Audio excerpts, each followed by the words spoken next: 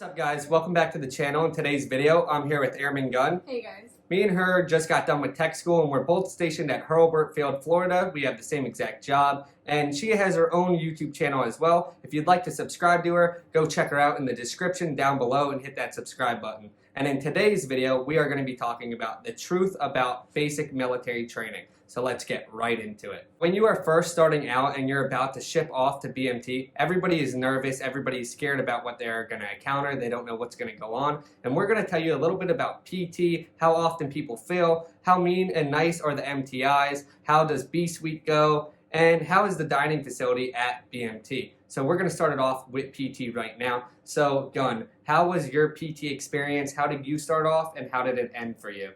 Well, I started going to the gym way before I got sent to BMT, and I was really nervous about the run because I suck at running. But I started off not even with a 1.5 mile run. I would jog for 20 minutes, 30 minutes, and I would try to do that straight. And once I got to the 20-minute, 30-minute mark, then I was like, okay, I should be good. And then I got to BMT, and I think the worst part was the run day because they make you run for 32 minutes straight. But other than that, like, it makes the 1.5 mile look so much easier.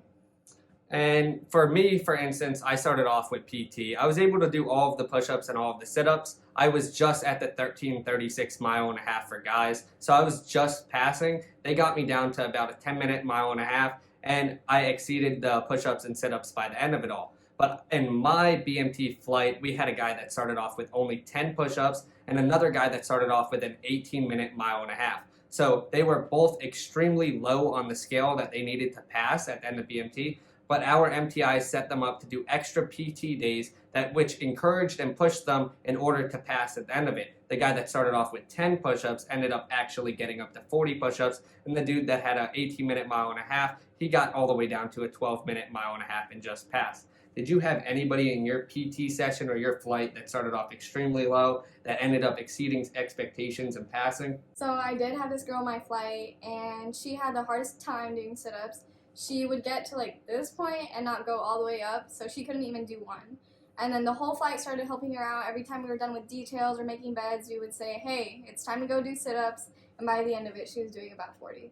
All right, so she started out with 0 sit-ups? Yes. All right, so she started out with 0 sit-ups and then actually got to 40 sit-ups. So don't be worried, don't be stressed out going into BMT thinking you're going to fail all because of PT. PT, they're going to encourage you, your flight's going to push you, the MTIs are going to yell at you, and all of the PT monitors and PT coaches that are actually out there with you training you are going to give you the time you need to actually meet expectations, and at the end of it all, you're actually going to exceed expectations higher than you ever thought was possible. So PT is no big deal. Everybody usually passes in their PT requirements at BMT. I had nobody in my entire flight fail because of PT. But at the beginning, we had about 10 people that weren't at requirements needed to graduate, and at the end of it all, every single person in my flight ended up graduating. All right, so now we're going to jump right into the food portion at BMT. So while you are in BMT going to the DFAC and eating food there, everybody always asks me in the comments down below, if the food at BMT sucks, how is it? And in my personal opinion, it's not that bad. For breakfast every single day, I would usually eat the same thing, double eggs, double bacon, and I'd eat as much as I possibly could because I was aiming to gain weight while in BMT.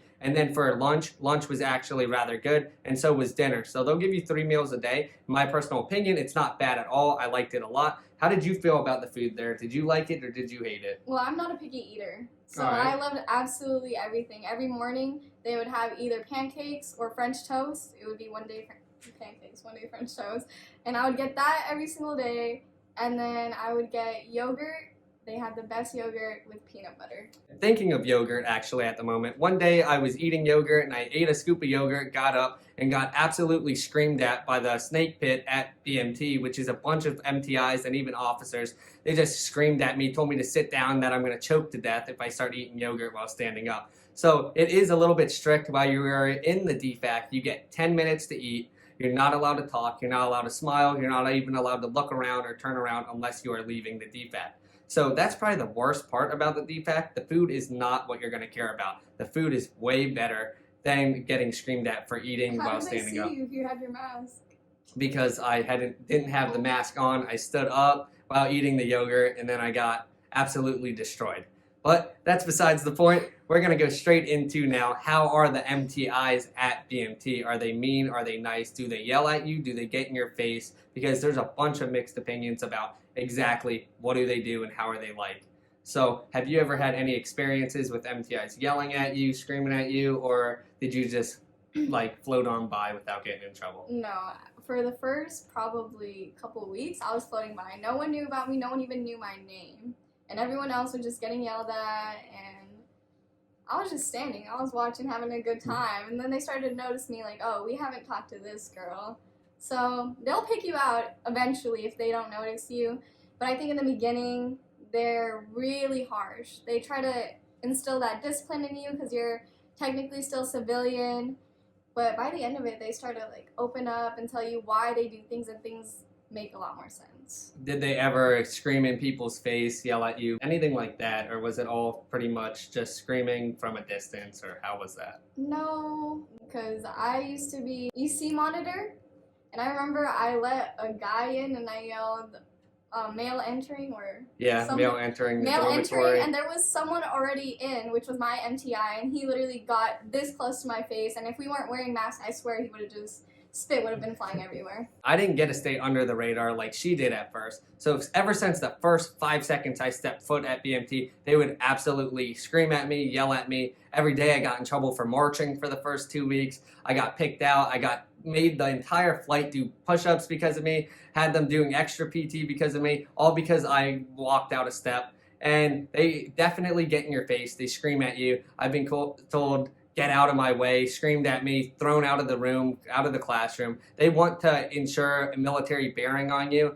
and they want you to go from civilian straight to military lifestyle right away, and that's what they're going to do. And once you start showing them that you're improving, they're just going to pick on the next guy until everybody in the flight is exactly the same. They want to mold you into exactly what the Air Force needs. So MTIs will yell at you. There is a bunch of screaming, yelling, extra stuff that they're going to do. It's probably way worse than PT all around. I'd say that BMT is like 90% mental behavior over physical. Would you agree with that? I definitely agree. So you think it's all a mental mind game over physical training? Yes, because I think the worst part is everyone started taking it personally. When we got yelled at, we'd be like, what did we do wrong? We're trying so hard. No matter what you do perfect, they are going to find reasons to yell at you. Yeah, so if you're going into BMT and you don't want to get screamed at, there's no way to avoid it. Just embrace it, and by the 3-week mark, it's going to be flying on by. It's like slow motion at the beginning, and you're like, why am I here? What did I just do with my life? And just keep on going and don't care about it. Just embrace it, because at the end of the day, they're not going to kick you out. They're just doing it because that is exactly what they are trained to do, and that is their job. And now let's get right into exactly how showering at BMT went for us. So how does showering go for the females at BMT? Well, I was at Disneyland, so we had a bunch of shower heads. We weren't stuck with 6, but most of them weren't working, so we might as well just had 6. And I just remember sharing a shower with at least one girl every time I had a shower. And since we were on the summer schedule, we had a shower twice a day. Well, once in the morning, once at night? Yeah. And it was pretty crazy because we were all running in there naked, trying to do this 2-minute shower while still being clean, and it was just crazy. So you had to share a shower head for your guys' flight? Yeah, because we had the Disneyland flight, or a Disneyland dormitory, and usually compared to Alcatraz, we have a bunch more shower heads, but majority of them were cold or didn't work. Oh wow, that must have sucked. But for us, thankfully, we had about 25 shower heads in there. All of them absolutely worked. So we didn't have to share any shower heads, which would have been a little bit weird. So we got to just run in there. We would get told, all right, you got 10 minutes, shower, shave your face, and get ready. And then when we were running in there, we would shower. We'd have to run out. And if you had a female MTI at the time, she'd have to exit the building. And then once the 10 minutes were almost up, she'd be banging on the door, screaming that she's coming in, and everybody better be dressed. Because if she walks in and you don't have a shirt on, she could have consequences and get in trouble. So we'd have guys hiding in the lockers, changing, running away, trying to hide from the MTI at all costs so they wouldn't get in trouble. So showering at BMT is crazy. We also had this one scenario where there was a dude singing in the shower, and another MTI that wasn't our MTI walked by the hallway, heard him singing, busted through our door, in full uniform and boots and everything and stood in the shower and started just screaming at this kid while he's standing there at attention, just plain naked, and everyone just naked looking at him, wondering what is going on. So that was the most crazy BMT shower experience we had. It was the funny. So that is how showering works at BMT. For guys, you only get about 10 minutes, shower, shave, get dressed, get ready. And by the time that MTI opens the door, you better be dressed and ready to go. So that is how showering works at BMT. And now we're gonna go right into how often people actually fail out of BMT and get kicked out of the Air Force from the start. Did you have anybody in your entire flight that even failed or got kicked out? No, we had one girl get washed because of her PT test, but no one ever failed. All right, so you just had one girl get washed back the 2 weeks period that it is.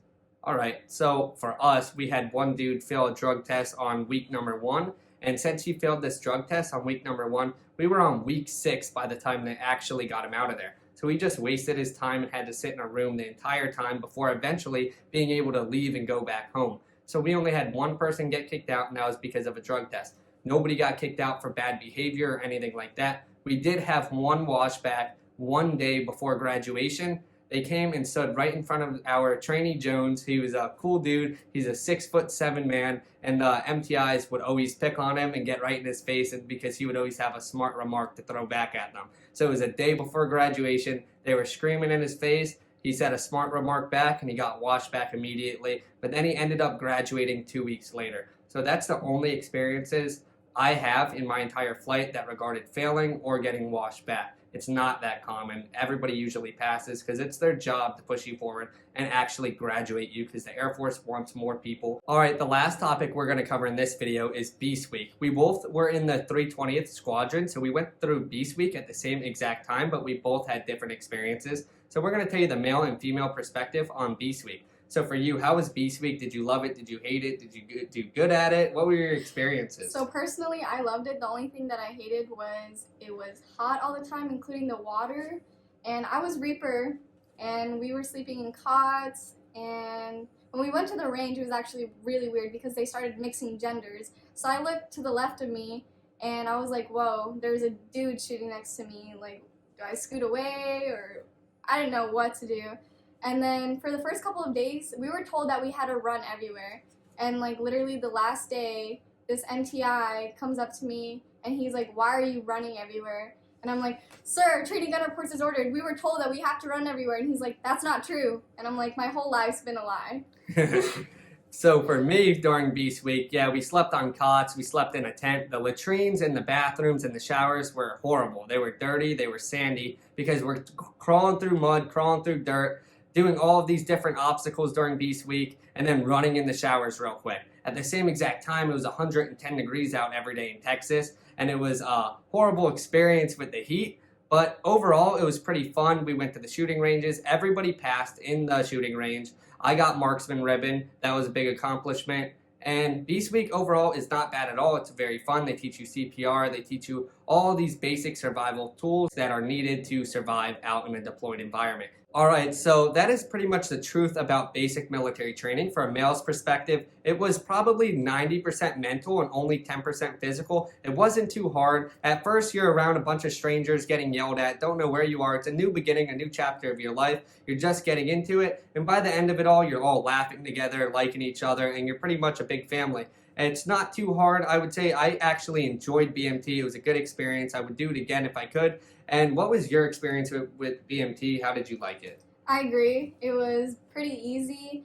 It was more mental than physical. If you don't have something down, then they're going to train you and make sure that you pass your PT test.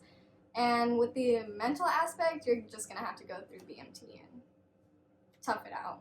Alright, so that concludes the video. If this video helped you out at all, please go ahead and hit that like button and subscribe to the channel for more future content.